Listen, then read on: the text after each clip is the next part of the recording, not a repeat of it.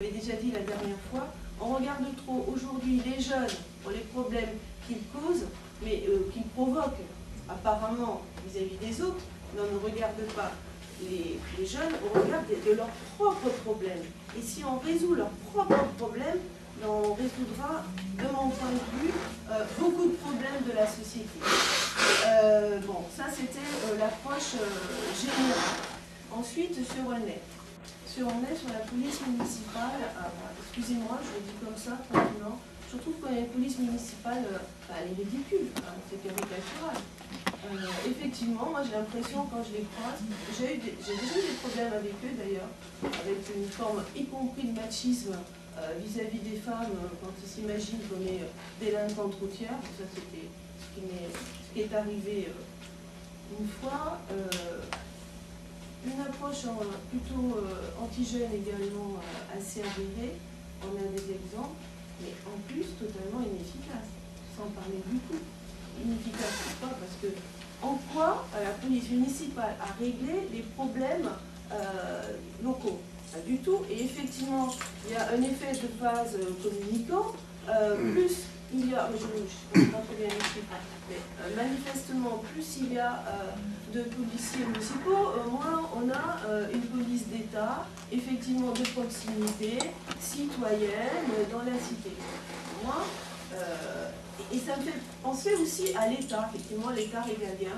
Dans ses missions régaliennes, il y a la justice, parce que mais il y a aussi la police, qui n'est pas que répressive, mais qui doit être aussi préventive, mais aussi répressive. Ça ne pose aucun problème. Un acte délictueux, évidemment, il doit être réprimé, il doit être puni. C'est ça aussi l'éducation, c'est ça aussi la citoyenneté, et c'est comme ça, par, je dirais, une punition, mais une punition équilibrée, intelligente, que l'on restaure de l'éducation. C'est pédagogique. Voilà. Donc, sur la police municipale, en plus, sans compter le fait qu'elle coûte cher, Miguel t'a très bien expliqué, bon, je ne reviens pas sur ce que tu as dit, du fait, moi je trouve qu'elle est inefficace, c'est que, puisqu'elle existe, eh bien, en faisant en sorte, réfléchissons ensemble, avec les citoyens de Aulnay, évidemment, qu'est-ce qu'on en fait? Oui, une police de proximité dans les quartiers, oui. Dans les provinces, là, à la campagne, on appelle ça... Certains gardes ruraux, gardes champêtres, etc. On n'est pas loin de ça. Ils sont complètement insérés dans la population et ils sont service à la personne, service à la citoyenneté. Pourquoi pas faire des matchs avec les jeunes dans les cités? Mais évidemment, si ça se fait, il va falloir sacrément restaurer la confiance. Qui confiance? De mon point de vue, il y a vraiment longtemps qu'elle est cassée, cette confiance. Parce que là, il y a un antagonisme entre police, jeunes ou police, ça ne va pas. Encore une fois, c'est les uns avec les autres. Oh, voilà. Ça, c'était sur la police municipale. Sur la vidéosurveillance, pour moi, c'est une question de droit. La vidéosurveillance, pour moi, c'est une atteinte à la liberté, c'est liberticide. En dehors du fait que c'est là aussi totalement inefficace.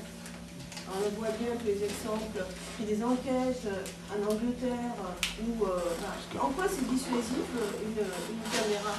Pas du tout, c'est pas dissuasif, il suffit de se masquer le visage et puis hop, il y a un acte délictueux. Ah oui, mais on peut retrouver la personne. Oui, sauf que je pense pas que ce soit très productif. Merci. On va se retrouver face à le prochain événement, il y a quelqu'un d'ailleurs. Tout à fait. Oui, vraiment, c'est une question de droit.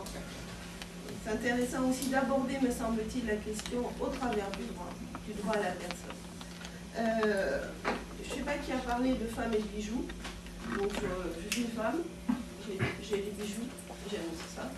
Et sans aucun problème, je me balade, je milite effectivement, je vais faire mes courses, seule, pas seule, dans cette bonne vieille ville d'Aulnay-sous-Bois, et je me sens totalement en sécurité dans cette ville, et c'était certainement pas certaines idées reçues ou autres qui vont m'empêcher de vivre, d'errer, de militer, de vivre avec bonheur dans objectif. Bon. Tu lui retrouves la parole?